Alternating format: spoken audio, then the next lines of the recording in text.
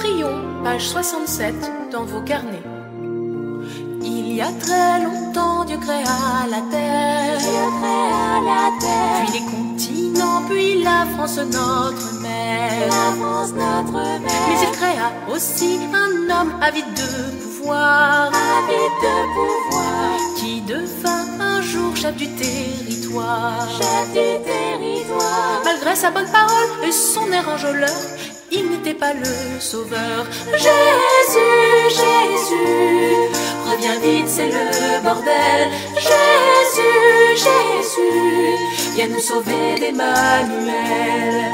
Il nous a promis un monde extraordinaire, avec ses apôtres Chiappa et Castaner. Miracle, il a fait disparaître les SDF. Ah non, pardon, je confonds avec l'ISF. Oui, toi mon Jésus, tu savais marcher sur l'eau. Lui c'est juste marcher sur les prolos. Jésus, Jésus, reviens vite, c'est le bordel. Jésus, Jésus, viens nous sauver d'Emmanuel. Toi t'as transformé l'eau en vin pour qu'on prenne une bonne cuite. Lui met notre pognon dans la vaisselle à Brigitte. Il aime accorder son pardon comme toi. Mais seulement à ceux larrons de Benalla. Quand tu reviendras, est-ce que tu lui pardonneras comme tu l'avais fait pour Judas? Jésus, Jésus, c'est le week-end de Pâques. Jésus, Jésus, c'est le moment de faire ton comeback. Mais Jésus, Jésus, on veut pas de en chocolat. Nous on veut Jésus, le coffre-fort de Benalla.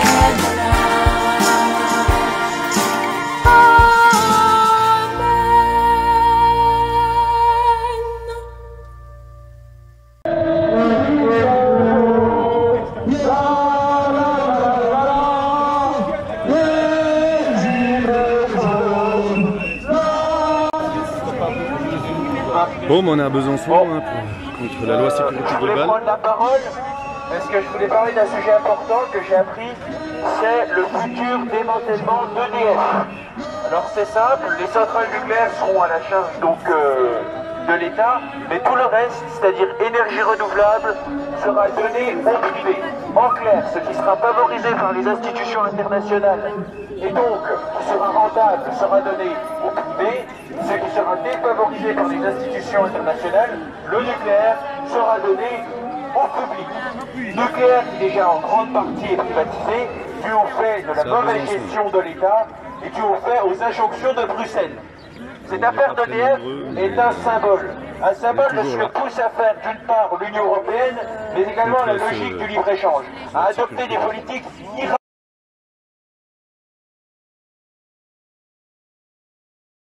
centrales nucléaires, car cela provoque des accidents et des dangers monumentaux. Car voyant notre incompétence, les autres pays se moquent. En effet, nos centrales nucléaires sont mal construites. Elles sont...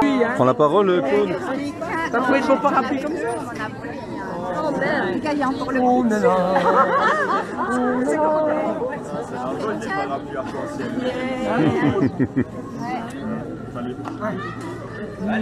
Tu prends bon, voilà, après, tu fais attention à ce que tu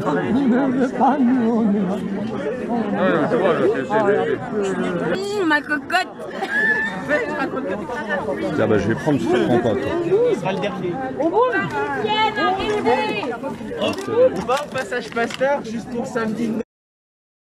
Voilà, moi je voulais revenir un petit peu sur ce qui s'est passé samedi dernier. Donc samedi dernier, il y a eu donc une manifestation qui était autorisée contre la loi sécurité globale, qui a été déclarée en préfecture.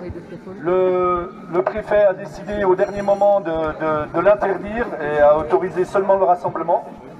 Du coup, une centaine de courageux manifestants ont décidé de manifester tout de même, parce que c'est un droit fondamental.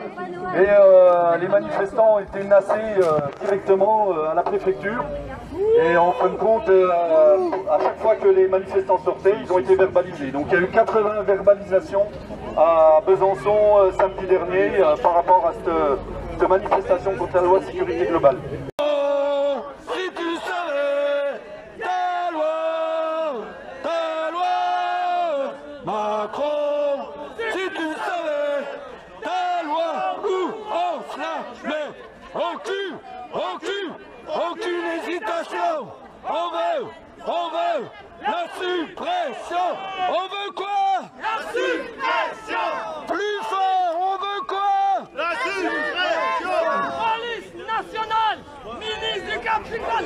Police nationale, ministre du capital! Police nationale, ministre du capital! Pour défendre les salariés, pour défendre les retraités, pour défendre la liberté, on est là! On est là! On est là! Même si Macron ne veut pas, nous on est là! Pour défendre les salariés, pour défendre les retraités, pour défendre la liberté, nous on est là! Macron, ça peut recommencer! Louis XVI, on l'a guillotiné! Macron, ça peut recommencer! Louis XVI, on l'a guillotiné! Ah bah, l'État policier! Oh bah, l'État policier! Oh bah, l'État policier! Oh bah, l'État policier! Qui sème la misère? Récolte la colère! Qui sème la misère? Récolte la colère! Policier! Ah bah, l'État policier! Oh bah, l'État policier! Oh bah, Macron, ça peut recommencer! Louis XVI, on l'a guillotiné! Macron, ça peut recommencer! Muselés, assez confinés, vous nous empêcherez pas! Assez muselés, assez confinés, vous nous empêcherez pas de manifester!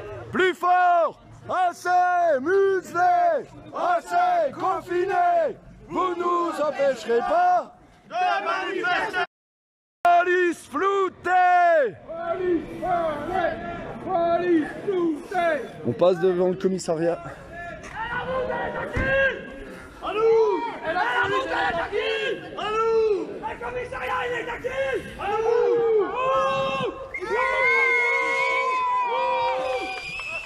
Oh bah l'État policier! Oh bah l'État policier! Policier! Oh bah l'État policier! Oh bah l'État policier! La liberté! Trop de sécurité! Plus la liberté! Macron, si tu savais ta loi! Macron, si tu savais ta loi, où on la met, aucune hésitation, on veut la suppression.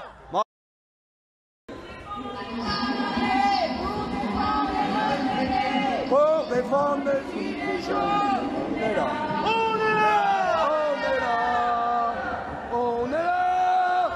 Même si Macron ne veut pas, nous on est là. Pour défendre les salariés, pour défendre les retraités, pour défendre les gilets jaunes, nous on est là. On est là. Même si Macron ne veut pas, nous on est là. Pour défendre les salariés, pour défendre les retraités, pour défendre la liberté, nous on est là. Policier, ah bah l'État policier, ah bah l'État policier, oh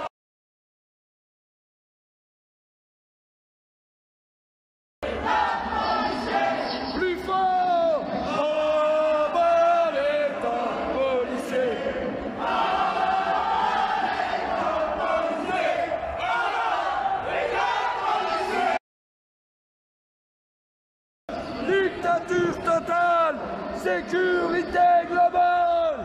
Dictature totale. Sécurité globale. Dictature totale. Sécurité globale.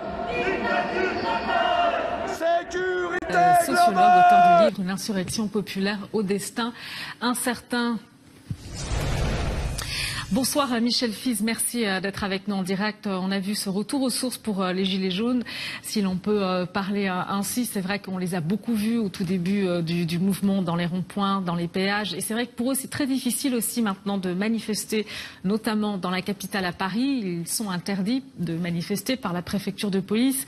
Comment vous l'expliquez ? Alors d'abord, pour compléter ce que vous venez de dire, la flamme des Gilets jaunes ne s'est jamais éteinte. Elle a pu vaciller à certains moments compte tenu des circonstances, des difficultés d'action. Alors on voit bien qu'aujourd'hui, évidemment, il y a toujours un périmètre interdit, le périmètre du pouvoir. Bon, à cela, rien de très surprenant. Non, ce que je voudrais dire, c'est que finalement, ces Gilets jaunes, mais également tous les manifestants, quelles que soient leurs origines, représentent aujourd'hui le second pouvoir dans l'État. C'est un pouvoir avec lequel il faudra désormais compter. On pourrait dire qu'il y a deux démocraties. La démocratie en chambre, celle à laquelle nous sommes accoutumés, et puis cette démocratie en acte. C'est une trace, je crois, que posent ces manifestants, une trace indélébile de la démocratie en marche. Voilà, c'est redonner aussi à la rue sa plus noble expression. La rue, c'est là où l'on réfléchit, c'est là où l'on s'assemble, voilà, c'est là où finalement on construit le pouvoir. Alors vous dites que c'est un second pouvoir, mais en même temps, est-ce que c'est un second pouvoir solide réellement? Parce qu'on voit aussi que la convergence des luttes entre ces différents manifestants, ce n'est pas forcément une évidence.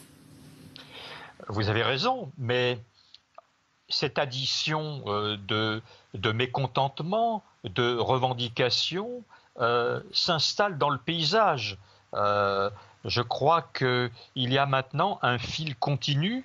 On est peut-être solidaire malgré soi, sans le savoir. Alors, il est évident qu'il n'y a pas une structuration des mécontentements qui donnerait une plus grande visibilité à cette contestation, mais je rappelle que le principe des Gilets jaunes, c'est précisément la non-structuration. Donc il y a une logique par rapport à tout ça. Et puis l'on voit bien avec ces parapluies arc-en-ciel que les Gilets jaunes, contrairement à ce qu'on a parfois dit, sont des fédérateurs. Ils sont évidemment, ça a été rapporté dans le reportage, ils défendent toujours la justice fiscale, qui a été le cœur de lance de cette manifestation. Et puis ils défendent les libertés, ils s'imposent encore une fois en défenseurs de ces libertés qui sont malmenées par certains projets de loi actuels. Et la perspective à venir pour les mouvements que l'on observe aujourd'hui, notamment cette vague de contestation contre la loi sécurité globale, les mouvements sociaux? Vous savez, la crise sanitaire cache une immense misère, une immense détresse sociale et économique. Alors, il est vrai que les aides de l'État permettent à certains corps de métier de subsister, de survivre un peu, mais ça a été rappelé aussi dans le reportage, il y a des gens pour qui manger un plat de pâtes ne va pas de soi. Et je passe sur les 3 repas que beaucoup ne font toujours pas. Vous savez, par rapport à novembre 2018, rien n'a changé. 2020, c'est 2018 en pire en réalité. Et 2021, justement? 2021, d'abord, je pense que nous sommes un peu soumis à la sortie de crise sanitaire. Et je crois que beaucoup espèrent que 2021 marquera cette sortie, mais je pense que quelle que soit de toute façon l'évolution de l'épidémie, les problèmes économiques et sociaux demeurent. Et il y aura, je pense, autant de défenseurs de justice sociale, de justice démocratique qu'aujourd'hui. Donc demain appartient encore aux Gilets jaunes et à tous ceux qui se proclament citoyens dans la rue. Alors justement, pour ces gilets jaunes, il y a eu une évolution au niveau des revendications. Il y a les revendications, je dirais, originelles, hein, qui sont encore une fois de nature fiscale et économique, hein, qui sont pour la sécurité de la vie pour tous, hein, la dignité pour chacun, pouvoir se nourrir, pouvoir se loger, pouvoir mettre du carburant dans sa voiture, là où dans les campagnes, évidemment, on manque de transport collectif. Et puis, par rapport à cette idée de fédération dont je parlais tout à l'heure, les Gilets jaunes sont capables d'agréger également des revendications qui se sont exprimées sans eux, même s'ils ont pu être mêlés à certains cortèges. Hein. La défense, encore une fois, des libertés, la défense d'une justice, la lutte contre les violences policières. Ça fait beaucoup de combats à mener en même temps. Mais je crois que les Gilets jaunes, avec d'autres, hein, parce que les Gilets jaunes, c'est une partie, évidemment, d'une contestation qui est une contestation populaire de grande envergure. Je crois que cette protestation va durer et durer à la mesure, encore une fois, d'une crise économique dont nous ne sommes qu'au début. Merci Michel Fize. Je rappelle que vous êtes sociologue, auteur du livre « Une insurrection populaire au destin incertain » aux éditions Amazon.